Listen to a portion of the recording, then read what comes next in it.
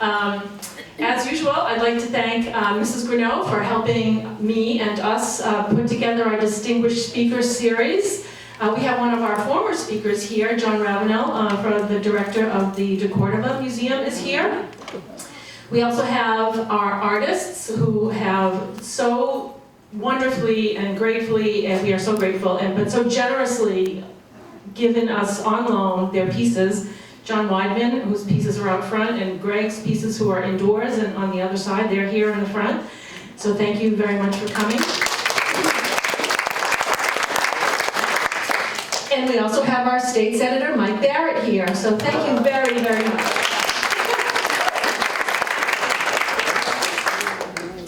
But today, our speaker, Anita Walker, has served as the executive director of the Massachusetts Cultural Council since 2007. She is our Commonwealth's highest-ranking cultural official, overseeing an extraordinary range of grant programs, services, and advocacy for the arts, humanities, and sciences. And just to get a sense of the range of the programs they support, there is, on the one hand, a small but very significant, I think, program called the Big Yellow School Bus, which provides transportation grants to schools for field trips. And then there is our local Cultural Council program, which is administered by 2,400 appointed volunteers.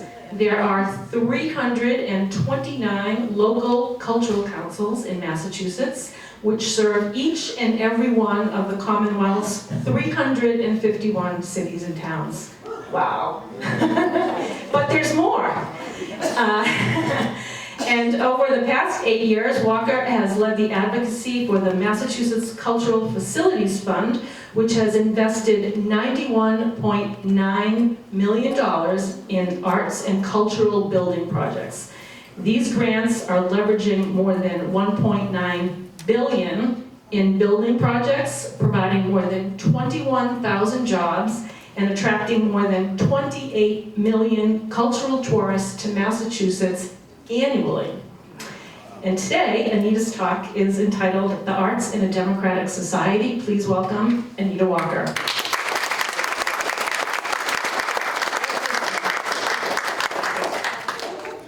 Good afternoon, everyone, and thank you for coming inside. It was really, really difficult. Don't worry, it'll get cold again soon enough, so enjoy the warmth in here. Thank you so much for inviting me. I'm absolutely delighted to be here, and I have to tell you, I had the roller skate quick tour, a lot of your exhibitions, and this, I feel like I've come to a gallery. You are so lucky. Don't you realize how lucky you are to have the amazing art in your living space, and the fact that you folks open up to the public to share the talent that you have an opportunity to participate in here. I think that's wonderful, and I want to congratulate you, and I also want to thank you very much for inviting me to come. So let me start out by saying, Senator Barrett, thank you very much for being with us, and other former legislators who have shown an interest in coming and joining us today. I could not be doing what I'm doing, and some of the things you just heard, which I'll talk a little bit more about later, we could not be doing here in the Commonwealth without champions like Senator Barrett at the State House, who really believe in arts and culture and the role it plays in the Commonwealth of Massachusetts. And I know you know this because you literally can't walk down Main Street and walk around town and go to the Concord Museum or go to the De Cordova and all the other areas of Waltham and Lexington and really understand the benefits that the citizens accrue from an investment in arts and culture. So please give a big round of applause to Senator Barrett for being our champion. Now, speaking of the State House, I wish you could have been at the State House last Wednesday. Were you there, Senator? I was. Did you hear anything, say, around 2 o'clock in the afternoon that was a little out of the ordinary? Just a lot of tumult. It seemed happy though. A happy tumult. Well, what you were hearing in that happy tumult is last Wednesday, every 2 years, the Massachusetts Cultural Council presents the Commonwealth Awards. And these are the highest honor in the arts, humanities, and interpretive science available in the Commonwealth of Massachusetts. And so we were honoring a number of people who've truly been leaders in Massachusetts in these fields.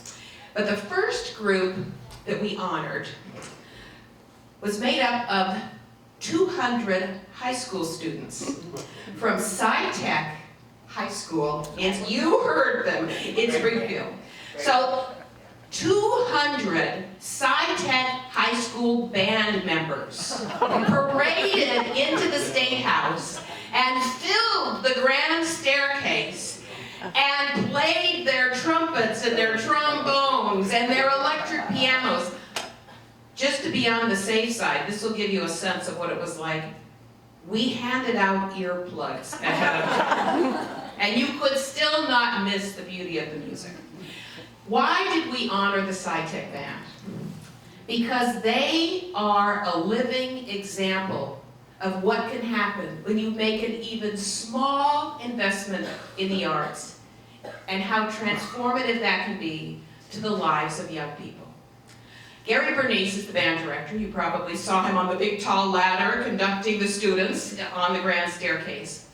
When he arrived at Springfield at SciTech High School to be the band director, 5 students had signed up for band. Today, 5 years later, 500 students are in the band. Now, I don't know how much you know about SciTech High School, and since I'm in Concord, we can be really candid about it. It's what at the state you call a failing school. Fewer than half of the students are graduating.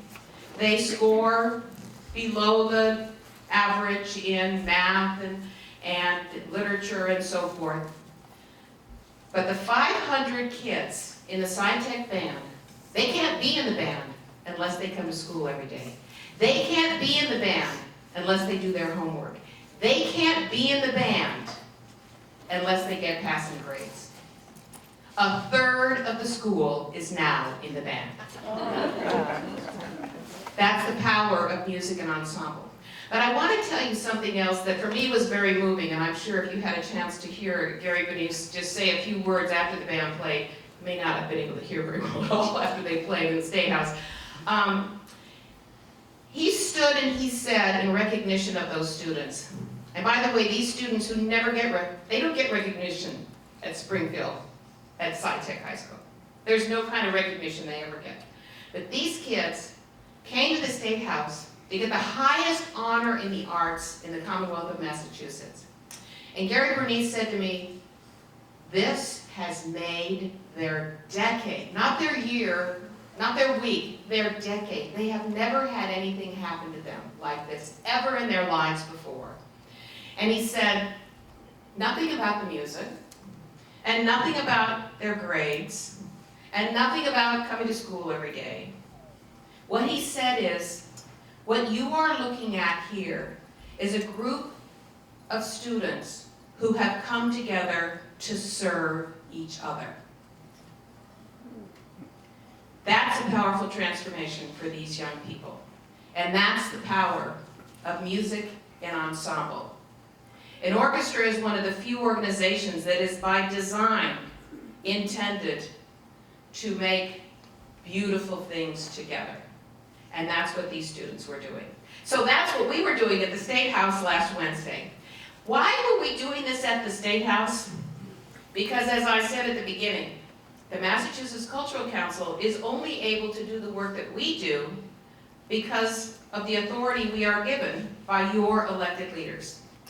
We have a $14 million budget this year, which we invest in every corner of the Commonwealth, and I'll talk a little bit about that. But these are your tax dollars. We're not a private foundation. We don't fundraise. We don't take contributed income. All of the funds that we invest in the arts and culture and the cultural landscape of Massachusetts are contributed by you. And I want to spend a little bit of time letting you know how these dollars are working for you here in the Commonwealth of Massachusetts. And that is why we like to go to the State House, so that your elected leaders can see in person how this investment is making enormous returns on the Commonwealth of Massachusetts. So, let's get started. So first of all, one of the things we do like to talk about when we talk about investing in the arts and culture, and a lot of people say to me, Anita, what's it like to go to the State House and ask for money and for arts and culture? I mean, we need roads and bridges, and we need more money in our schools, and we need more money to solve issues of poverty, and there's so many other people standing in line ahead of you. How in the world do you convince a legislator to make an investment in arts and culture? And it's tough decisions every single year. Every single year, there's not enough money for all of the demands on the legislature to fulfill the needs of the Commonwealth of Massachusetts. So what in the world am I doing up there asking for an investment in arts and culture? Well, I will go up to the legislator, like Senator Barrett, and I'll say, Senator Barrett, how does this sound to you? You give me $1, and I'll give you $9. Does that sound like a good deal? You want to take me up on that? Would you take me up, give me $1, give you $9? You don't have $1. For every $1 that the legislature invests in the Massachusetts Cultural Council, we put $9 right back into the general fund. And those $9 then can be used to address the other pressing issues facing the Commonwealth of Massachusetts: education, roads and bridges. You could probably list a lot more than I can that you hear about. How does that happen? Well, first of all, arts and culture are part of the third largest industry in the Commonwealth of Massachusetts: cultural tourism. So all those new non-stop flights that you keep hearing about coming into Logan from Budapest and Asia and Beijing and all over the place, these are tourists bringing money into Massachusetts and leaving it behind, and then they go home. And where do we put that money? We put some of it in the State House so we can address the needs of the Commonwealth of Massachusetts. So arts and culture, our history, our story. My goodness, if Corey Atkins was here, she'd be telling me about Concord. Now, I don't know how you handle the Concord-Lexington thing. That's why you're a professional at what you do. But Massachusetts is a beacon for the world. This is where democracy was born. People all over the world want to come to Massachusetts to see up close and personal the thing they've only read about in books. They want to see, the Old North Church and the Paul Revere House and Concord and Lexington and the first shot that was fired from Concord, right? And they want to see our world-class museums, and they want to hear the Boston Symphony Orchestra and our cultural district program. You have 2 cultural districts in Concord.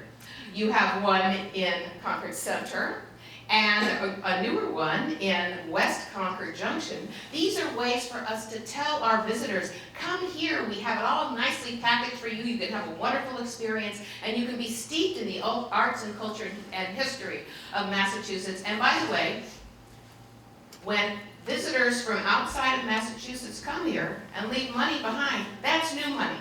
That's not rearranging dollars within the Commonwealth. That is new money coming in. That's additive. That's return on investment. So that's why when Senator Barrett gives me $1, I can give him 9 back. Say that again. Sounds like a good deal. You agree? Yes. So how do we make these investments? What do we do with that $1? So we have 14 million of them to invest during the course of the year. And let me just run through quickly the ways that we invest. So our largest grant program is something called Cultural Investment Portfolio, and it supports 400 nonprofit cultural organizations in every corner of the Commonwealth, from the Decortico to the Concord Museum, to you name it, organizations large and small all over the Commonwealth. We provide something that, back me up on this, extremely scarce, extremely rare, almost impossible to find, and that's unrestricted operating support. Absolutely. Thank you. These are dollars that organizations can use to pay for things that are not glamorous and that you can't hang a plaque on and that are very difficult to fundraise for. They pay the utility bills, they pay the staff salaries, they pay the health insurance. It's very hard to go to a donor and say, would you please donate money for salaries or snow removal. People just don't get that warm, fuzzy feeling as when you'd ask them, can you help us fund an educational outreach program? Can you help us fund a new exhibition? So unrestricted operating support is absolutely critical to our nonprofit cultural organizations. They have to have that before they can do any of the other wonderful things that you enjoy. So that's our number one largest program. We put about $4 million a year into that out of the funding that we received from the state, and fund 400s. Can I tell you, we fund more cultural organizations. We do more grant making in general than any other state in the nation. More than New York, more than California, more than Texas, more than states that are bigger than ours. We take a valuable and precious investment by the legislature. And when you hear all the things that it supports, it is absolutely amazing. Huge leveraging effect as well, because it attracts private dollars. So the largest is the operating support program. Our second largest program is our local cultural council program. Massachusetts has the largest, most comprehensive network of local cultural councils of any state. You're going to hear a lot of the superlatives about Massachusetts, but it's just true. Massachusetts is really a leader in support of its cultural landscape. We have 329 local cultural councils in Massachusetts that cover absolutely every square inch of the Commonwealth. You have them in Concord, of course.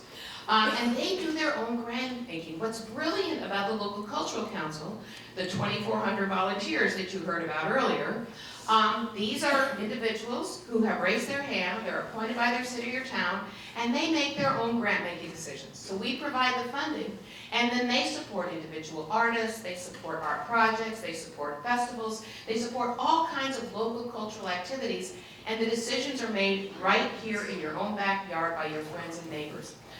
If you don't know about your local cultural council, I would encourage you, and I can help you connect with that. And if you would ever have an interest in serving on your local cultural council, these are volunteers. Just step up and raise your hand, because they're always looking for new volunteers.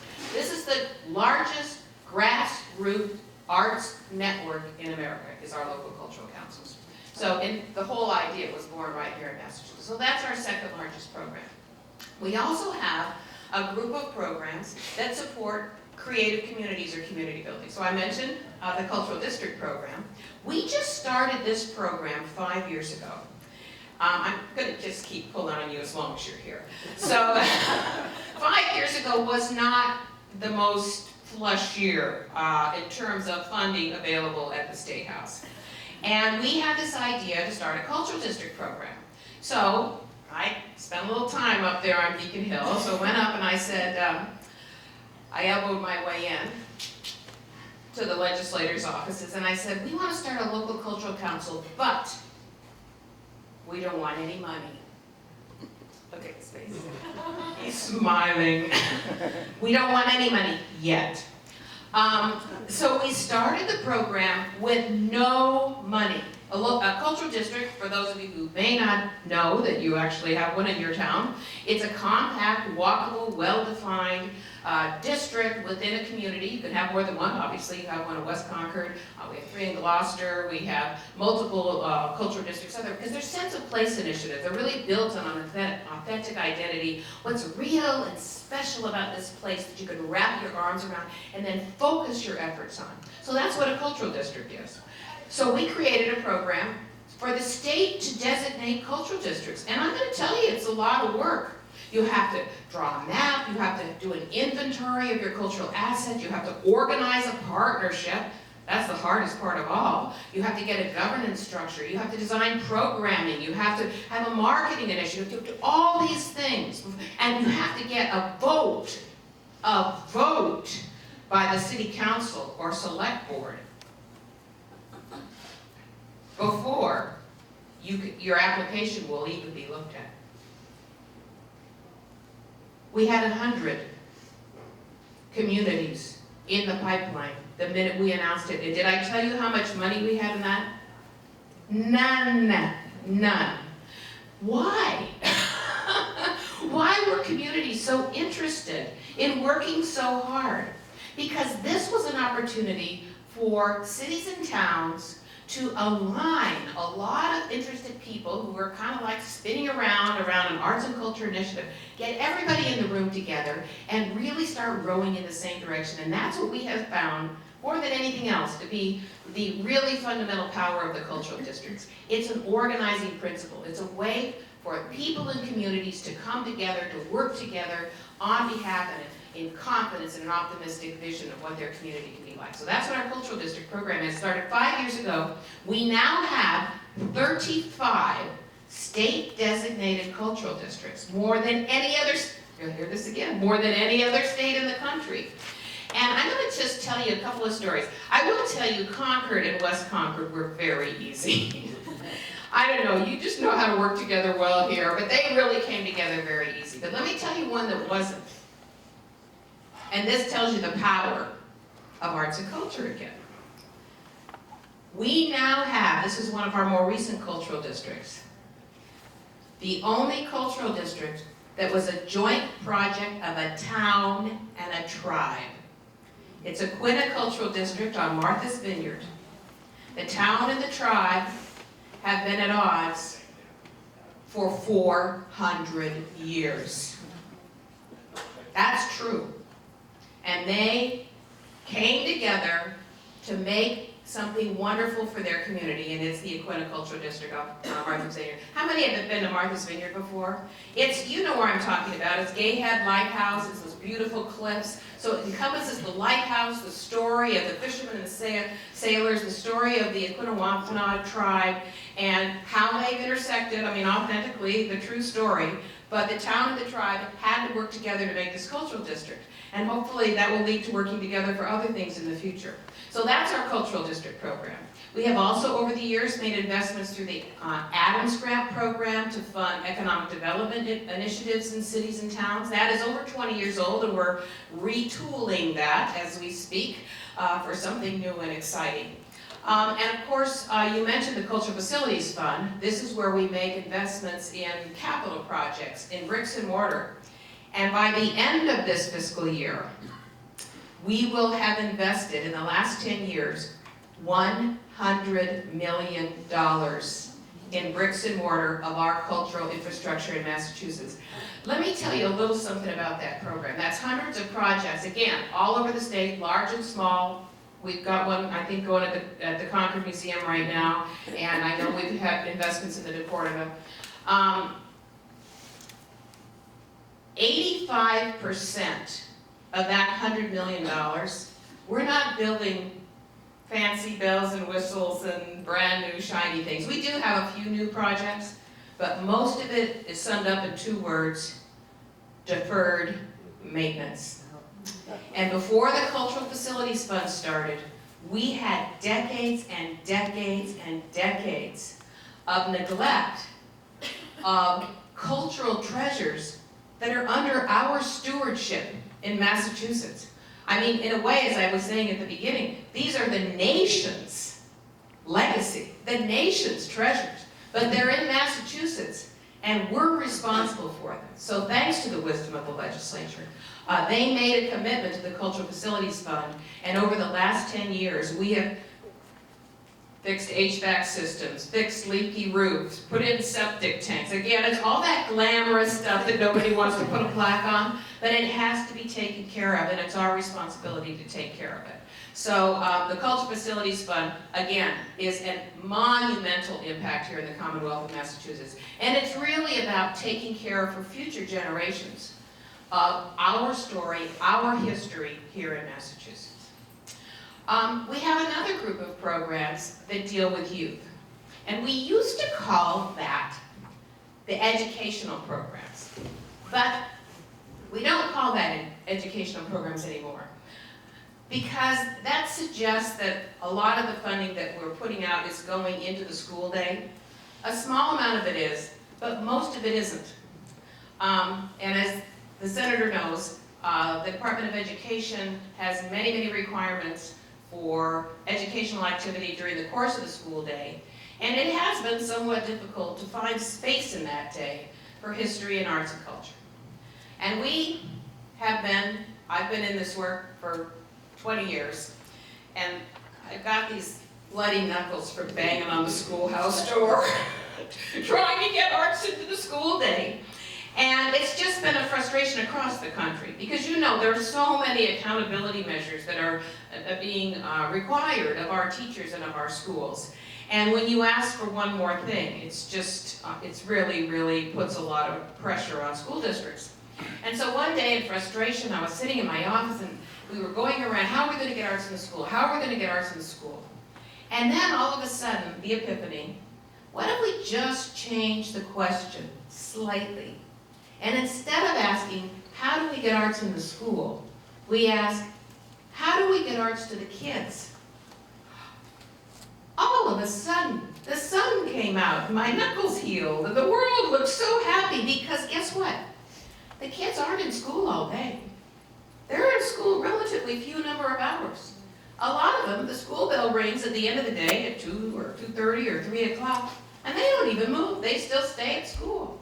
And there's this thing called out of school and after school time that is full of thousands and thousands of children with nothing to do.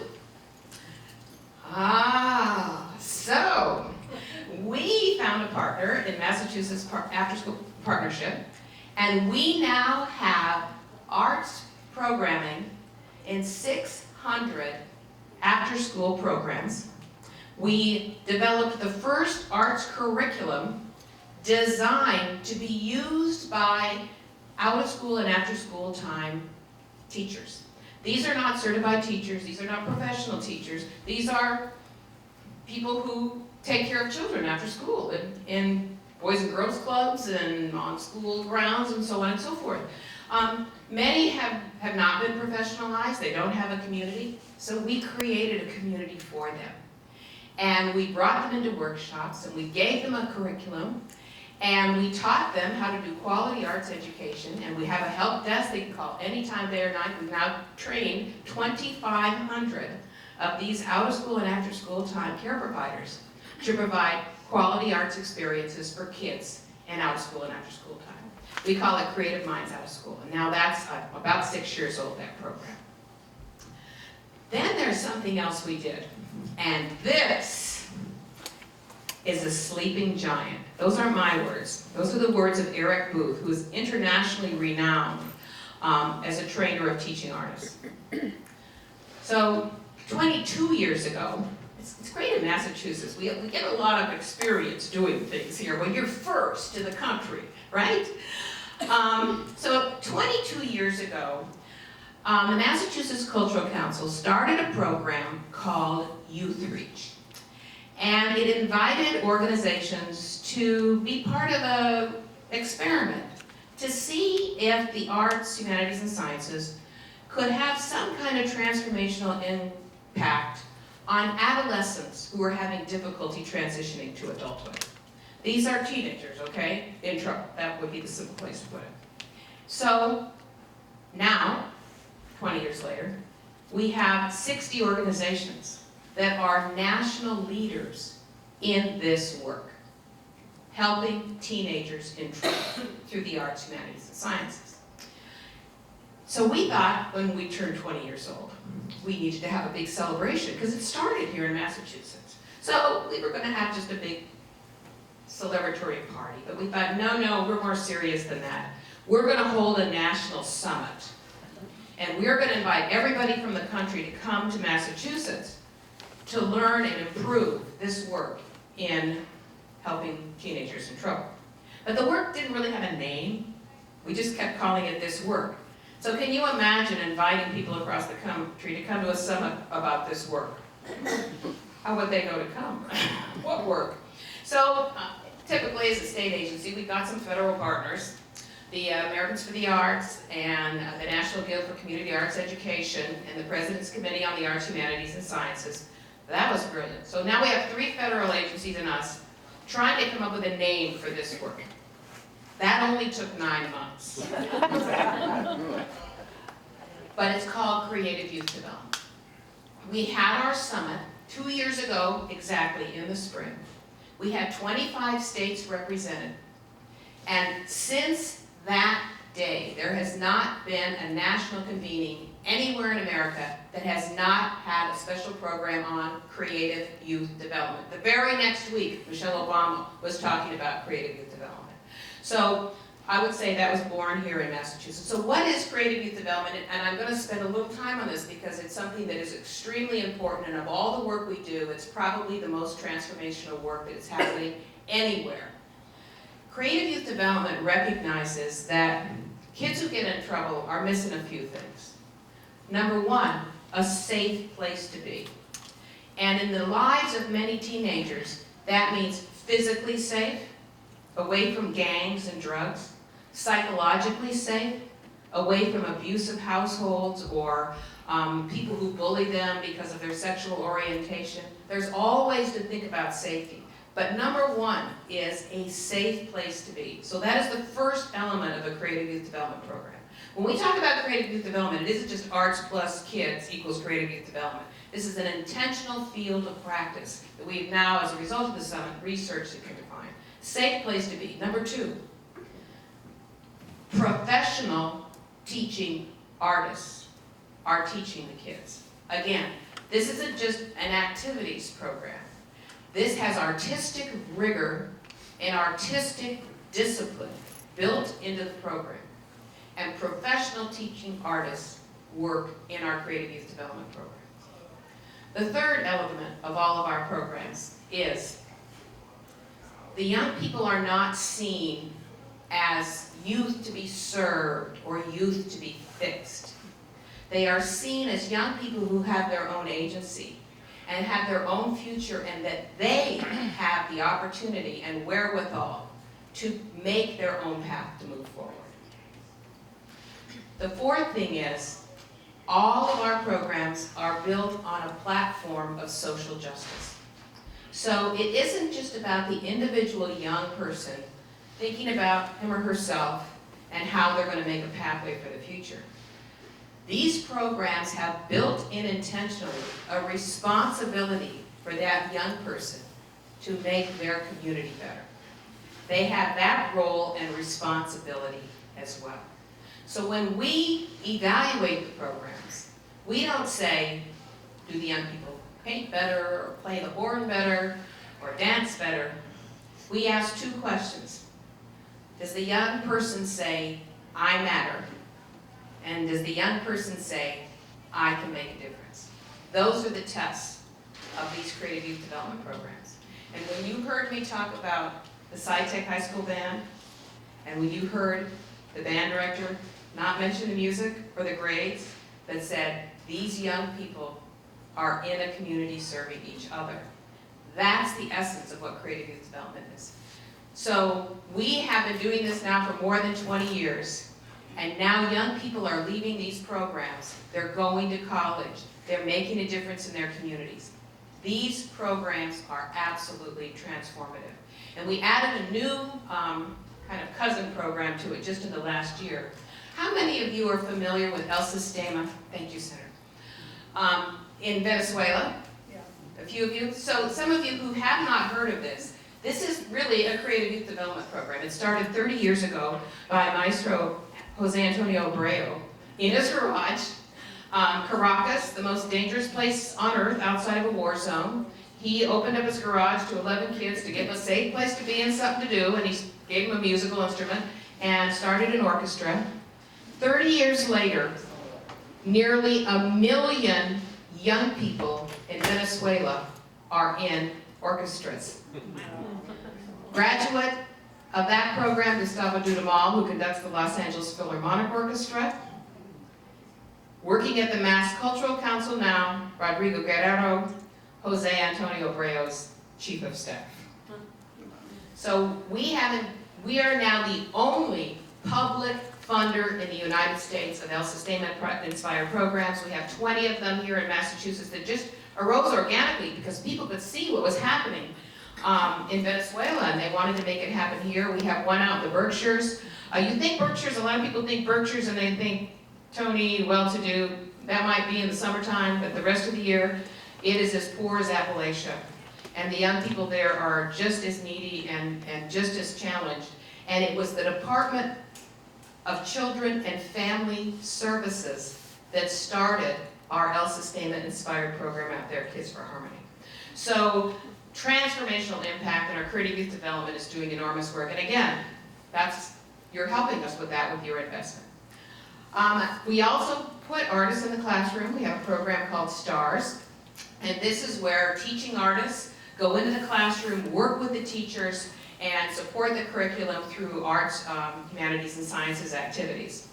This program, by the way, lest you have any doubt of the power of the arts in a classroom, teachers apply for the grants, not artists. The teacher has to fill out the application. Now, we've made it very, very accessible and easy. We have doubled funding in this program every year for the last 3 years. We open up for applications at a date and time certain. This past fall, when we opened up, the money was gone in 33 minutes. These are teachers saying, I want an artist in my classroom. So this is the value of these programs. We also fund individual artists. Yes, we're one of the few states that do provide fellowship. Do you know this? Have you come in for a fellowship, either of you? Oh, he's from New Hampshire. Move to Massachusetts. You've applied. It's a tough program. We provide a $10,000, and I think we're trying to move those up to $15,000 over the budget increase. $1,000 fellowships to artists to just deepen their work. We aren't asking them to do anything. We're not asking them to teach. We're not asking them to make us a product or anything. We're just saying, invest in yourself, invest in your work, because it starts with the artist. And so we provide fellowships in all disciplines. We also support traditional artists. And these traditional artists, when you think traditional artists, these can be anything from stone wall builders to scrimshaw to some of our new immigrants. One of a Cambodian ceramicist from Lowell who escaped the Khmer Rouge genocide of artists, came to Massachusetts and Lowell. He is the last living Cambodian ceramicist, and he won a National Heritage Fellowship last year, and he's here in Massachusetts. So preserving cultural traditions and sharing them is also part of the work that we do at the Massachusetts Cultural Council. So let me see, what else do we do? I just want to make sure you feel like you're getting a good return on investment for your tax dollars. Thank you very much. So the title of my speech was Arts in a Democratic Society, and I haven't even gotten to that part yet, but I think you can kind of get a little sense of what a little bit of public funding can do to people of all ages all over the Commonwealth of Massachusetts. But this is timely. We have had enormous support, by the way, at the state legislature. Every year we go to the state legislature to convince legislators to support our budget, and we're asking for a $2 million increase this year. And game on, we've just started. You know, this is a process that starts in January and usually runs right up till the 1st of July. So we're in the midst of that, and you have wonderful legislators, Corey Atkins and Senator Barrett and so forth, who are very, very supportive of the Massachusetts Cultural Council. But just thank them if you would. But there is a real and existential threat to our federal funding. The National Endowment for the Arts, the National Endowment for the Humanities, and Corporation for Public Broadcasting are on the hit list of this president and this Congress. Now, let me tell you some of the bitter irony of this.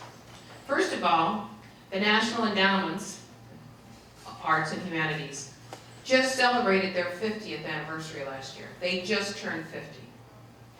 This year, we are celebrating the centennial of our native son, John F. Kennedy, whose legacy is the National Endowment for the Arts and the National Endowment for the Humanities. And one of the things, I've been doing a lot of research on JFK. We're doing a series of columns and partnerships with the John F. Kennedy Library around the centennial because of his eloquent and passionate articulation of the role of the arts in a democratic society. First of all, when he envisioned a National Endowment for the Arts and a federal responsibility to support the work of artists, he wasn't thinking of creative youth development or cultural districts or economic impact or arts and education. He was thinking of art as the soul of a democratic society. In fact, I thought of this when I looked at your sculpture outside and you called it Screen Interrupted. He said, quoting, "Art is not a distraction or an interruption. It is at the very center of a democratic society, and it is a test of our civil institutions." He said, what freedom makes possible, a free society makes necessary. When the legislation to create the National Endowment for the Arts was introduced and passed under Lyndon Johnson, because as you know, President Kennedy served barely more than 1,000 days in office. But his legacy lived on, and President Johnson actually passed the legislation to create the federal investment in the arts and humanities. But that legislation didn't talk about a piece of art, the federal government investing in tangible art. It spoke specifically about the freedom to make art and experience art. It was really about the federal role underscoring a freedom in a democratic society to experience art. When John F. Kennedy talked about art, he would compare the freedom of artists in America to art in a totalitarian society.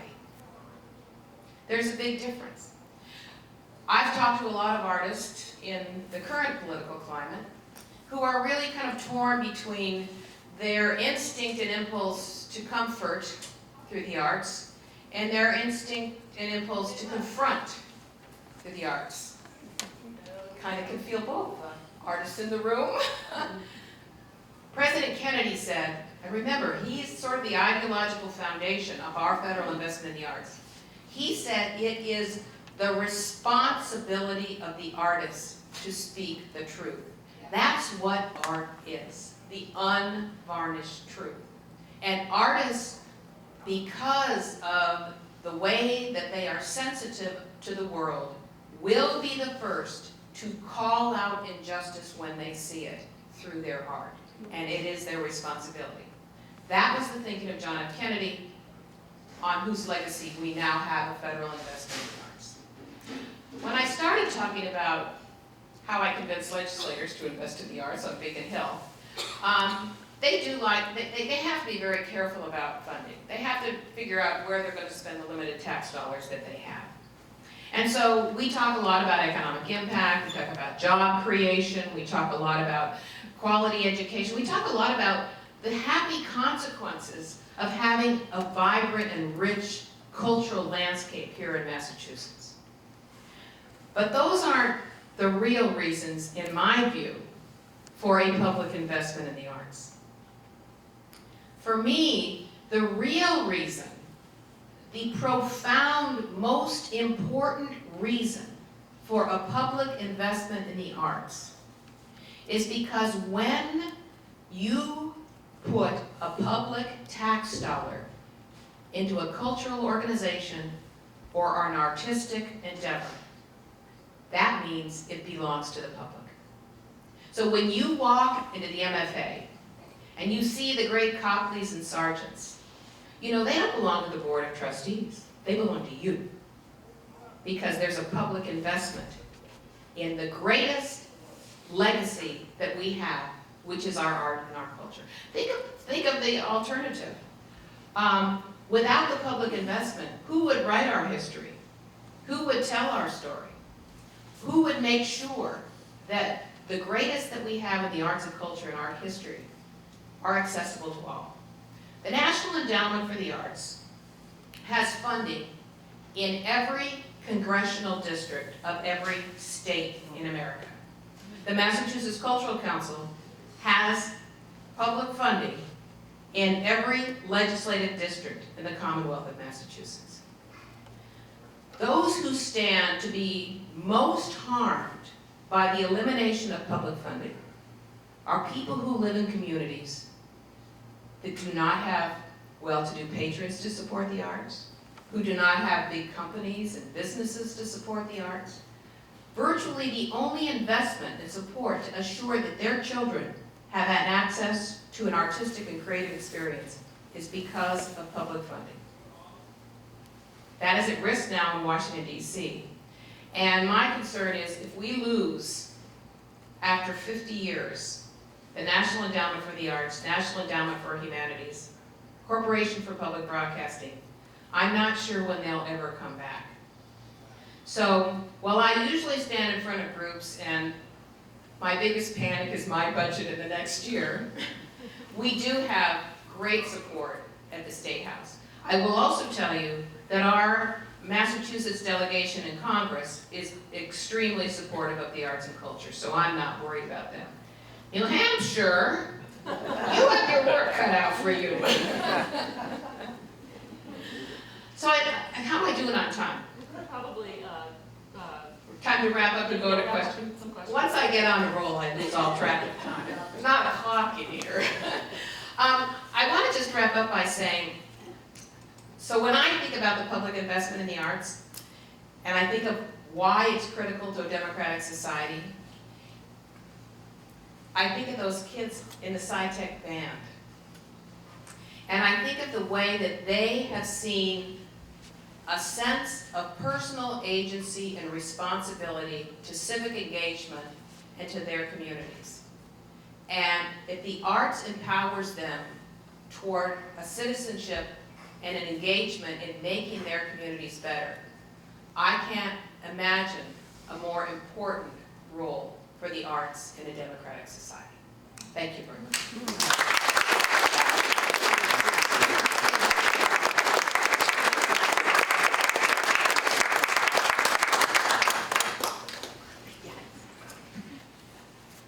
Questions?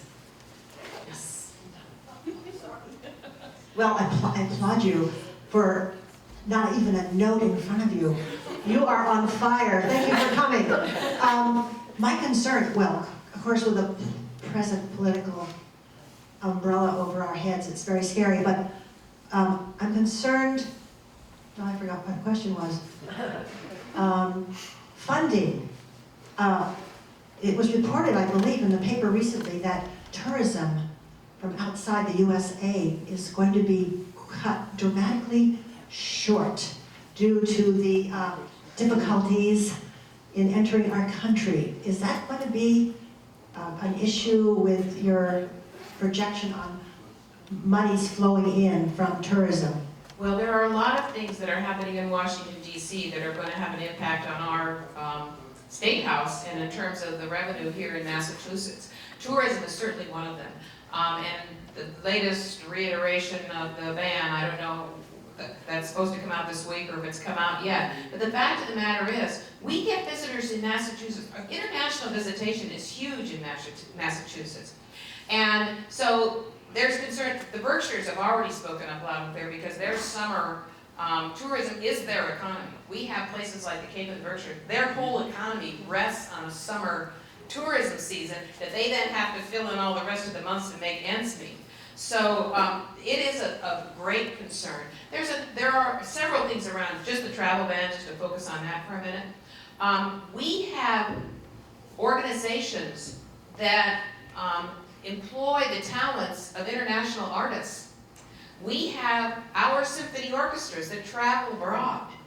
Last week on Wednesday at the Commonwealth Awards, we had a fellow, an oud player, it's a strummed instrument, plucked instrument from Syria. He is probably the greatest internationally acclaimed oud player in the world. He came here to go to the New England Conservatory, and now he is a huge, huge talent.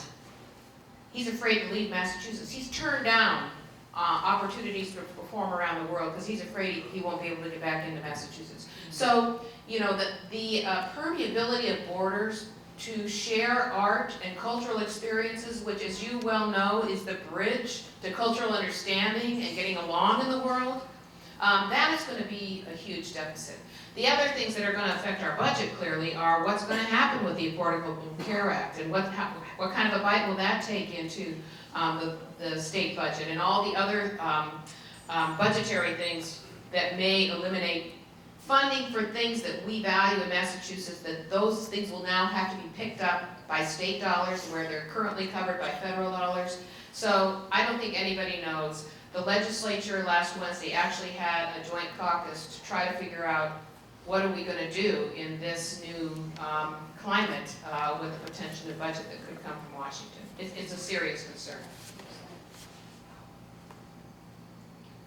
Any other questions? No one? Oh, one back there. So I have a question. So I'm very inspired by this talk. Thank you. Can people hear me? No. Okay. I'm very inspired by your talk, and as you've already pointed out, most of us live in the Massachusetts area, so we have senators who are speaking loudly about the situation. But what can we do arts-wise? You know, I know about sister districts partnering with other districts, but I'm just wondering culturally and arts-wise. There was a wonderful op-ed piece yesterday in the Times by the head of the Metropolitan Museum that spoke loud and clear about what you just said. So, but he's speaking to the, you know, he's preaching to the choir there in the Times. Right. So how does this message get out? So we have been working with Americans for the Arts, which is our national advocacy organization. And, you know, Massachusetts, we're golden, you know, they don't worry about us. We've got the congressional delegation. But, and I had never thought about this until they brought it to my attention.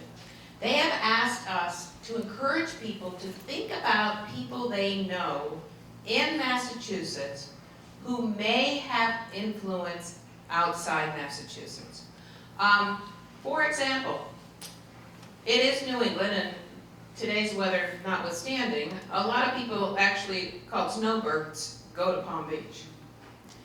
And that's a place where you might find individuals who know people who are close to the president or even know the president. We've identified two friends of our council members who will now be reaching out to people. They wouldn't be our ordinary suspects. We don't usually have a relationship with these people, but they are friends with council members and they do have close proximity because of their Palm Beach connections to this president. Can they be advocates for us? Are there people who work at universities, who run hospitals or healthcare institutions, who may have moved around the country and perhaps worked and built relationships in other states that may not be as enthusiastic as we are here in Massachusetts? I will tell you one thing that was somewhat disheartening for me, but really kind of made me realize we have a huge responsibility and we shouldn't think just because it's Massachusetts we don't. I was on a conference call last week with my counterparts. There are 56 of us in 50 states and 6 territories who run state arts agencies. And so 15 of them work for Democratic governors who are enthusiastic about the arts and culture. The rest do not. And they feel quite intimidated in their jobs, being forthright and outspoken about supporting the NEA and arts and culture because of the political climate in their states. Remember, most of America's state legislatures are not like Massachusetts. So what that says to me is, actually we have more responsibility. Because we can, we should do more. We should look beyond our borders. We should look beyond, we should look at our boards. We should look at people who travel around the country and have influence on others who then, 1 degree of separation, could have influence on decision makers in Washington. It's going to take more than the Massachusetts delegation to save the National Endowment for the Arts. And so it's really going to require us to stretch and try a little bit harder. And it's absolutely not for us to relax and think it's Massachusetts and it's fine. Because the National Endowment for the Arts means more than money to Massachusetts. We get about $1 million a year in the MCC, which we redistribute, and there's between another $3 million-ish each year that's directly awarded to our organizations. About $21 million since 2007 from the NEA. That's not counting the NEH, that's not counting public broadcasting. So that's real money, but there's more to it than that. There's the fact of the responsibility and the relationship between the federal investment and the central role in our democracy of arts and culture. So I would encourage you to think about that.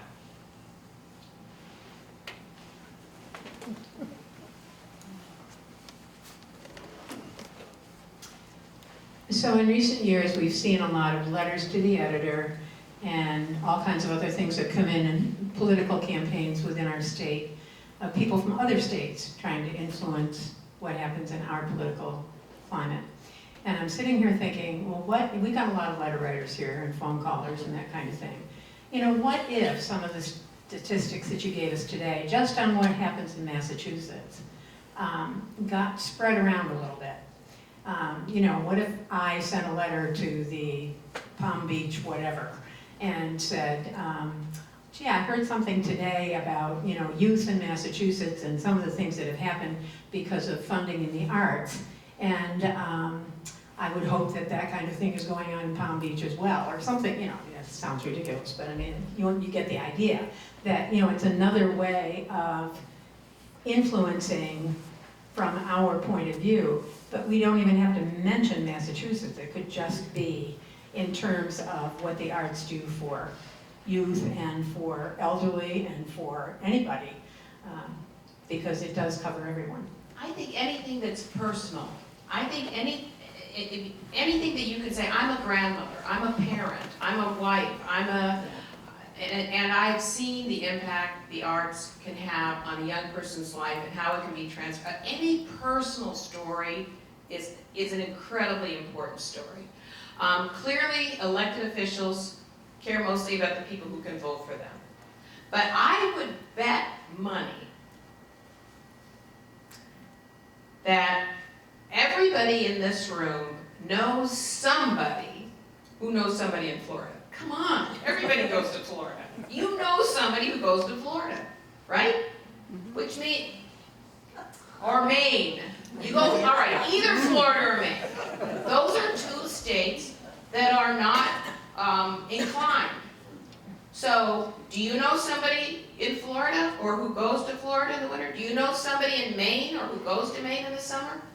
Have them write a letter. Write it for them. But that would be enormously impactful. I forgot to mention the umbrella. I was just there last week. Have you been out to the umbrella? Yes. All right. Right, well, I just want to, oh, you have a question?